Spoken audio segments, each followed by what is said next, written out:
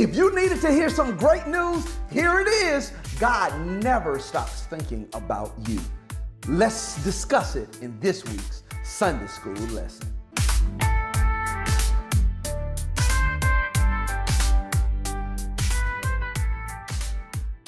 Yo, this week's lesson is so rich, and I'm going to jump right on in. It's entitled Zechariah's Prophecy. Zechariah's Prophecy, and it's coming from Luke chapter 1, verses 67 through 80. And the lesson focus is allow God to prepare your heart for the message of Jesus. Allow God to prepare your heart. There is so much in this lesson. And you know why we're here. We're here because good questions lead to good conversation, and good conversation leads to great community. Because when God created the church, he didn't create us as just individuals, but he wanted us to be a community. And what community doesn't discuss things with each other? So that's why we're here. Good questions lead to good discussion, which leads to great community. How do we come up with our questions? Number one, emotions. Number two, decisions. And lastly, responses. Emotion, decisions, and responses. I'm going to jump right in because our first point to ponder this week comes simply from the title of the lesson. The title of the lesson is Zechariah's Prophecy. And here's the first point to ponder. I would want you to ask your class, let's step back. Why is prophecy so important in the Christian life? Why is prophecy so important in the Christian life? Because you have to remember, it's listed as a spiritual gift, a gift of prophecy, right? This is something that God has used from the beginning of time until now. Why is it so important? Let me tell you the answer. Because it proves God's sovereignty. It proves that nothing catches God by surprise. He's not making up the script as he goes. He is Alpha and Omega. He's the beginning and the end. And I think we have to remember that, because as a foundation of our faith, it's based in the fact that God knows what he's doing. So why is prophecy important? Because it proves to the world that God knows what he's doing. Oh, I could stay right there, but I got to get to that first outline. This first outline, listen what it says in the first outline here.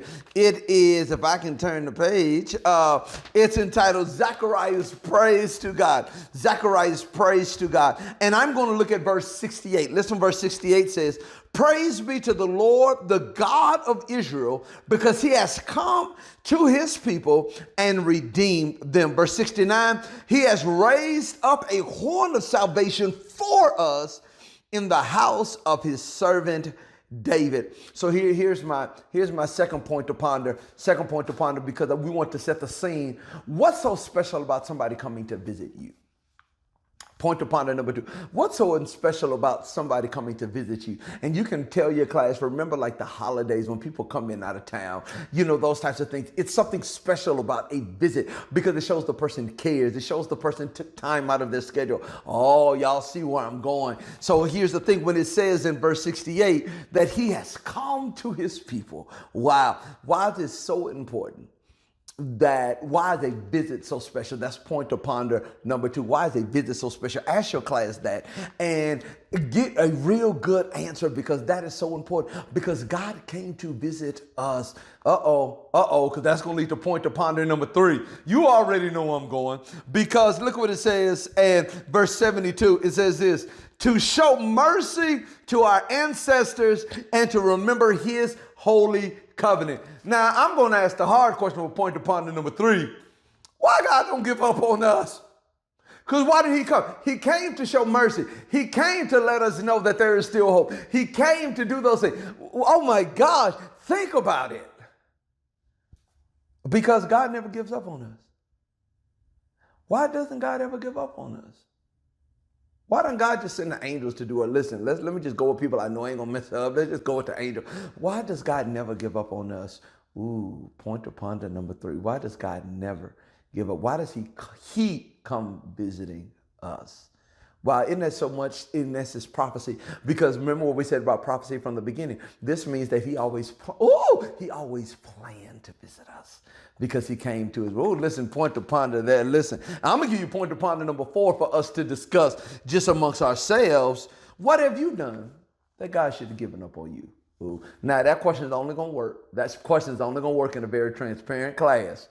So let's be honest. Some people ain't going to answer that one. But think about, what are some of the things that we have done as a society, as a country, that if we were just a reasonable, logical God, not a loving God, but a logical God that says, you know what, that's it, you're done. Have that discussion, because this should make us love and appreciate God the more. Wow. Ooh, let me jump to the second outline. I already gave you 4 points to ponder, and I'm only supposed to give you 6, but I'm gonna see what we have left. Zechariah's prophecy about John. This is in the second outline. And listen what verse 76 and 77 says.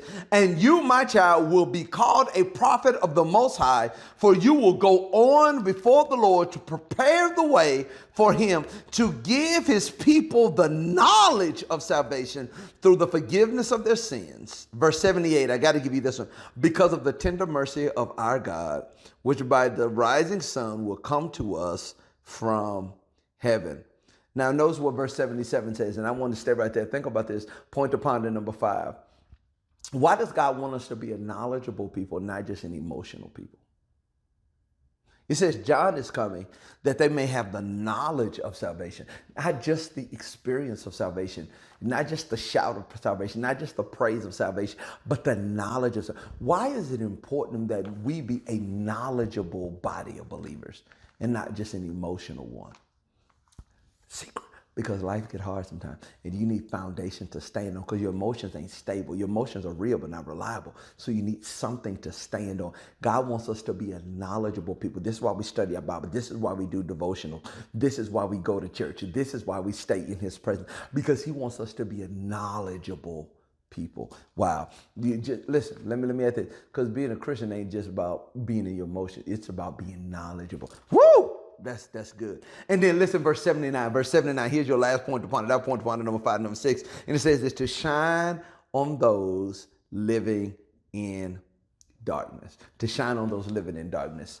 And here's our application question. Question number 6. How can you shine your light to those living in darkness? How can you shine your light to that person with the drug addiction? How can you shine your light to that person who's fighting through depression right now? How can you shine your light? We all have light. Let your light so shine. Point to ponder number 6. How can you shine your light this week in your life, at your job, in your home, that points others to Jesus?